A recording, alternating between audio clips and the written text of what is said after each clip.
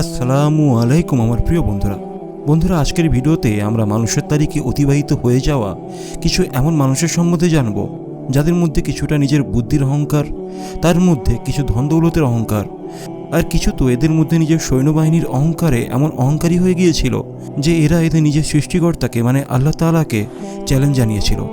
কিন্তু এরপরে স্বল্প কিছু অহংকারী হয়ে যাওয়ায় বোকা মানুষেরা কত দ্রুত জাহান্নামের আগুনে গিয়ে পড়তে পড়তে পৃথিবীবাসীর জন্য অহংকারের নিশানা হয়ে গিয়েছিল সেটা তারা নিজেরাও বুঝতে পারেনি।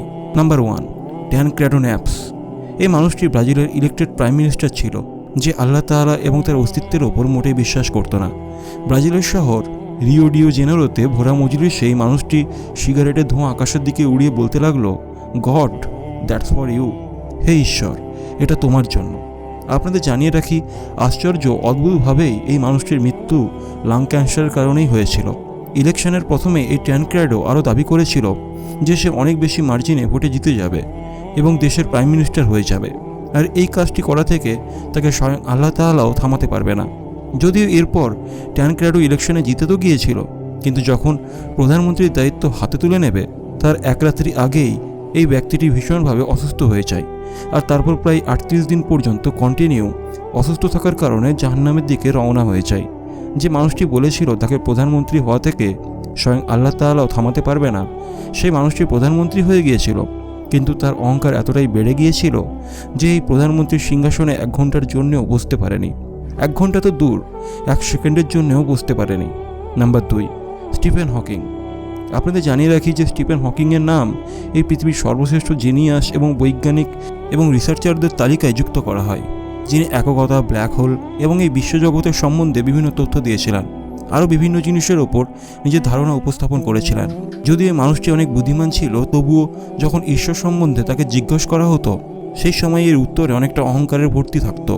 স্টিফেন হকিং সবসময় বলতো যে যেমনভাবে আমরা জিন এবং পরীদের গল্পকাহিনী পড়ে থাকি, ঠিক তেমনিভাবে আল্লাহ তাআলা এই জিন এবং পরীর মতোই গল্পকাহিনী, আর যার কোনো অস্তিত্ব নেই। নাউজুবিল্লাহ।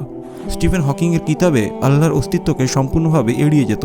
স্টিফেন দাবি করেছিল যে এই কায়নাতে কোনো সর্বশক্তিমান সৃষ্টিকারী নেই, বরং এটা আপনা আপনিই সৃষ্টি হয়েছিল এবং সেটি পরিবর্তিত হয়েই চলেছে। স্টিফেন হকিংয়ের একটি রাত্রিতে কোনো কনফারেন্সে আল্লাহর অস্তিত্বকে বড়জোর স্বরে মিথ্যা প্রমাণিত করে বাড়ি ফিরে আসে, কিন্তু দুর্ভাগ্যজনকভাবে তার পরের দিনেই স্টিফেন হকিংকে তার রুম থেকে মৃত বের করতে হয়েছিল। আপনাদেরকে জানিয়ে রাখি, আল্লাহ তাআলার অস্তিত্বকে অস্বীকারী এই বৈজ্ঞানিকের ব্যক্তিগত জীবন খুব একটা ভালোভাবে অতিবাহিত হয়নি। স্টিফেন হকিং এলেন মেশি নামে একটি মেয়ের সাথে মহব্বত করত, আর যে তার ওয়াইফ ছিলেন তিনি জানিয়েছেন তার সম্পূর্ণ জীবনটাই হ্যান্ডিক্যাপভাবে অতিবাহিত হয়েছে, কিন্তু এরপরও তার শরীরে কিছু কিছু অংশে জখমের নিশানা পাওয়া যেত, আবার কখনো কখনো ঠোঁটে অনেকটা ক্ষত দেখা যেত। দেখুন, আল্লাহ রাব্বুল আলামিনের দ্বারা সৃষ্টি প্রত্যেক জায়গাতেই দেখা যাচ্ছে এবং সেটিকে দেখে আল্লাহর কথা মনে পড়ে যাচ্ছে, কিন্তু এই অহংকারী ব্যক্তি স্টিফেন হকিংকের এই পৃথিবীতে কোনো অস্তিত্বই নেই। Number 3, Niko blog. এটি ভারতের একজন ফেমাস ইউটিউবার যে তার দর্শকদেরকে বলার চেষ্টা করছিল যে মানুষের মৃত্যুর পর যে কবর দেওয়া হয় সেটা আযাবের কোনো জায়গা নয়, যদি মানুষ চায় তাহলে সেটাকে এক প্রকার বিলাসিতার জায়গা বানাতে পারে। আর নিকো এই কথাকে প্রমাণ করার জন্য একটা কবর তৈরি করে, আর যে কবরের ভেতর একজন মানুষের সারভাইভ করার জন্য সব কিছুকে রেখে দেওয়া হয়, যার মধ্যে এসি, মিউজিক সিস্টেম, পাখা, আরও না জানি কত কিছু উপস্থিত হয়েছিল। তো এই সব কিছু কমপ্লিট হয়ে যাওয়ার পরে এই ছেলেটি কবরের ভেতর 24 ঘন্টা কাটাতে চাইছিল, আর সেই জন্য নিজের বন্ধুকে দিয়ে বাইরে থেকে খাবার অর্ডার করে কবরের ভেতর একটা পাইপের মধ্যে দিয়ে নিয়ে নেয়। কিন্তু যখন সব কিছু ঠিকঠাক হয়ে যায় তার কিছু সময় পর ওই এলাকাটিতে হঠাৎ করে ভীষণ বৃষ্টিপাত এবং ঝড় চলে আসে, আর নিকো ব্লগ এবং তার বন্ধুরা কবরকে যে বিলাসিত জায়গা মনে করেছিল তারা এখন নিজে একটা আজবের মধ্যে পড়ে গিয়েছিল। তো যাই হোক, যেমন তেমন করে নিকোর বন্ধুরা তাকে কবরের ভেতর থেকে বের করে নিয়ে আসে, আর তাকে অসুস্থতার জন্য হসপিটালে ভর্তি করা হয়। এরপর হয়তো নিকো এবং তার বন্ধুরা জেনে গিয়েছিল যে কোন জিনিসকে নিয়ে প্র্যাঙ্ক করার প্রয়োজন আর কোন জিনিসকে এড়িয়ে যাওয়া দরকার। নাম্বার 4, থমাস অ্যান্ড্রিও নিজের সময়ে সবচেয়ে বড় শিপ বিল্ডার মানে জাহাজ প্রস্তুতকারী ছিলেন। তিনি হলেন সেই ব্যক্তি যিনি নিজের সময়ের সেই বিখ্যাত এবং মহাসামুদ্রিক জাহাজ টাইটানিকের ডিজাইন তৈরি করেছিলেন। থমাস অ্যান্ড্রিও এই জাহাজকে নির্মাণ করার পর বলেছিল যে এটি বর্তমান সময়ের সবচেয়ে মজবুত এবং সবচেয়ে সুরক্ষিত একটি জাহাজ, এটিকে স্বয়ং আল্লাহ তাআলাও সমুদ্রেতে ডুবাতে পারবে না। কিন্তু ঘটনা ঠিক তার বিপরীত ঘটে। টাইটানিক নিজের প্রথম সফরেই একটি বড় হিমশৈলকে ধাক্কা মারে, ধাক্কা এত জোর এবং এত গভীর ছিল যে কারণে টাইটানিকের ভীষণ বড় ক্ষতি হয়। ক্ষতি এতটাই বেশি হয়েছিল যে টাইটানিকের জাহাজের সঙ্গে 1500 জন যাত্রী ছিল, তাদেরকে নিয়ে সমুদ্রের মধ্যে তলিয়ে পড়েছিল। এই দুর্ঘটনা এমন ছিল যে বড় কোটিপতিরা বেশি প্রাণ হারিয়েছিল, কারণ গরিবদের জন্য এই জাহাজে কোনো স্থান ছিল না। আর সেই সঙ্গে থমাস অ্যান্ড্রিউ দাবি করেছিল যে এটা খোদা তাআলাও ডোবাতে পারবে না। সেই থমাস অ্যান্ড্রিউ এই জাহাজের সঙ্গে সমুদ্রেতে বিলীন হয়ে যায়। এখনও পর্যন্ত এই হতবাগার লাশকে পর্যন্ত মানুষ খুঁজে পায়নি। নাম্বার 5, নমরুদ। নমরুদ হলো সেই শক্তিশালী বাদশাহ যেই সম্পূর্ণ পৃথিবীর ওপর রাজত্ব করেছিল। রেওয়াতে এসেছে 4 বাদশাহ সম্পূর্ণ পৃথিবীর ওপর রাজত্ব করেছিল, তার মধ্যে 2 জন কাফের এবং 2 জন মুসলমান। তো সেই 2 জন কাফেরের মধ্যে একজন ছিল নমরুদ। নমরুদ একজন এমন বাদশাহ ছিল যে নিজেকে খোদা দাবি করত, সেই সঙ্গে নিজের প্রজাদেরকে নিজের ইবাদত করার জন্য বলতো।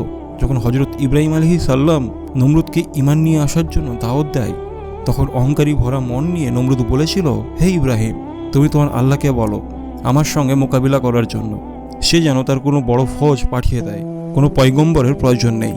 আপনাদেরকে জানিয়ে রাখি, এই নমরুদ হলো সেই বাদশাহ যে ইব্রাহিম আলাইহিস সালামকে জ্বলন্ত অগ্নিকুণ্ডে নিক্ষেপ করেছিল, কিন্তু ইব্রাহিম আলাইহিস সালামকে স্বয়ং আল্লাহ তাআলা নিজের বিশেষ অনুগ্রহে সুরক্ষিত করে নিয়েছিলেন। তো যাই হোক, আল্লাহ রাব্বুল আলামিন নিজের ফৌজ হিসাবে একটি ছোট মশার বাহিনীকে পাঠিয়ে দেয়। আর যে মশারা শুধুমাত্র এই সৈন্যবাহিনীর রক্তকে চুষে নেয়নি, বরং তাদের হাড় থেকে মাংস পর্যন্ত তুলে নিয়েছিল। আর এই মশার মধ্যে একটা ছোট মশা নমরুদের নাকের ভেতর দিয়ে মস্তিষ্কের ভেতরে প্রবেশ করে যায়। আর যে মশাটি নমরুদকে লম্বা সময় পর্যন্ত কষ্টতে রেখেছিল। কষ্ট এমন ছিল যে বাদশাহ নিজের মাথাকে দেওয়ালে মারতে লাগতো, আর প্রজাদেরকে বলতো তার মাথার ওপর যেন জুতোর বাড়ি মারতে। আল্লাহর কুদরতে এমন, যেমনি তার মাথাতে জুতো মারা হতো তখনই সে শান্তি পেত। তারপরে মানুষের সময় নমরুদের সামনে মাথা ঝোঁকানো সে মানুষেরাই নমরুদের মাথায় চপ্পলের বাড়ি মারতে লাগলো।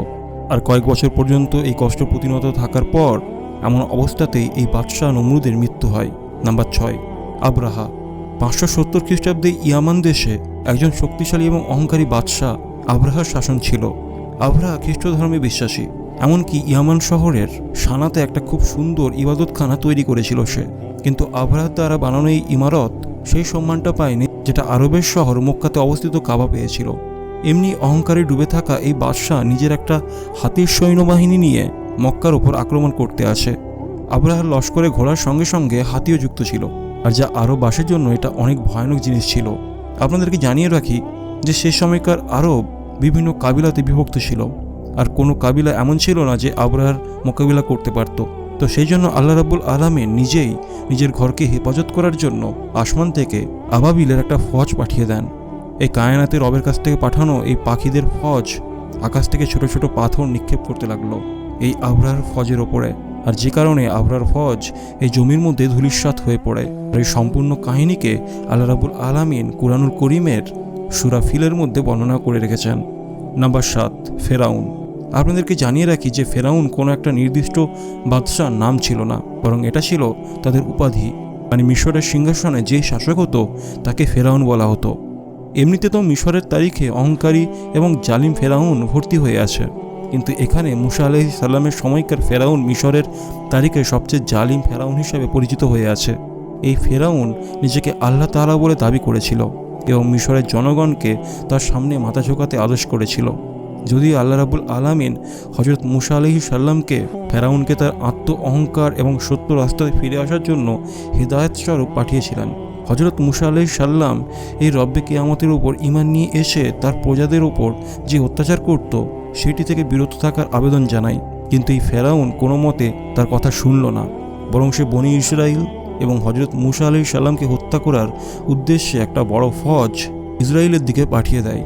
যে জন্য আল্লাহ রাব্বুল আলামিন হযরত মুসা আলাইহিস সালামের খাতিরে বনি ইসরায়েলের জন্য সমুদ্রের মধ্যে একটা রাস্তা তৈরি করে দেন। কিন্তু যখন এই ফেরাউন বনি ইসরায়েলের উপর আক্রমণ করতে করতে নিজের ফৌজ নিয়ে সমুদ্রের মধ্যবর্তী রাস্তা দিয়ে যেতে লাগলো, তখন আল্লাহ রাব্বুল আলামিন ফেরাউন এবং তার ফৌজকে সমুদ্রের পানি দিয়ে ডুবিয়ে মেরে ফেলেছিল। যদিও ফেরাউন সে 1000 বছর আগে জাহান্নামের ইন্ধনে পরিণত হয়েছে, কিন্তু আল্লাহ রাব্বুল আলামিনের কুদরতি এমন যে আজও তার লাশ যারা ঈশ্বরে বিশ্বাসী এবং যারা অবিশ্বাসী সবার জন্য একটা শিক্ষণীয় ঘটনা হিসাবে উপস্থিত রয়েছে। তো বন্ধুরা, এই ছিল আজকের ভিডিওটা একটু হলে ভালো লেগে থাকলে অবশ্যই একটি লাইক করবেন, আর চ্যানেলে যদি নতুন হয়ে থাকেন তাহলে অবশ্যই চ্যানেলটিকে সাবস্ক্রাইব করে বেল আইকন প্রেস করে দেবেন। তো চলুন বন্ধুরা, দেখা হবে পরের ভিডিওতে।